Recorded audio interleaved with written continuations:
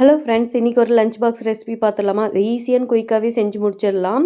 அதுக்கு ஒரு கடாயில் ஆயில் ஆட் பண்ணிவிட்டு சோம்பு போட்டுக்கலாம். சோம்பு பொரிஞ்சதும் பட்டை, லவங்கம், ஏலக்காய் சேர்த்துக்கலாம். அது கூடவே 3 பச்சை மிளகா, 2 கொத்து கருவேப்பிலை சேர்த்து நல்லா ஃப்ரை பண்ணிக்கலாம்.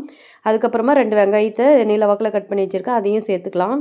வெங்காயம் நல்லா வதங்கதும் இஞ்சி பூண்டு பேஸ்ட் சேர்த்துக்கலாம். இஞ்சி பூண்டு பேஸ்ட் வாசனை போகிற அளவுக்கு வதங்கிட்டு தக்காளி ஆட் பண்ணிக்கலாம்.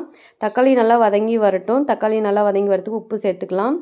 இப்போ இதில் மசாலா சேர்த்துக்கலாம். மஞ்சத்தூள், மிளகாத்தூள், மல்லித்தூள், கரம் மசாலா இது எல்லாத்தையும் சேர்த்து நல்லா வதக்கிக்கலாம். மசாலா எல்லாம் நல்லா வதங்கி வந்ததும் எண்ணெய் பிரியும். அப்போ நம்ம சாதத்தை சேர்த்து கிளறிக்கலாம். சாதத்தை கூடவே கொஞ்சமாக கொத்தமல்லியும் சேர்த்து நல்லாவே கிளறிக்கலாம். அவ்வளோதான் ஃப்ரெண்ட்ஸ், சுவையான தக்காளி சாதம் ரெடி.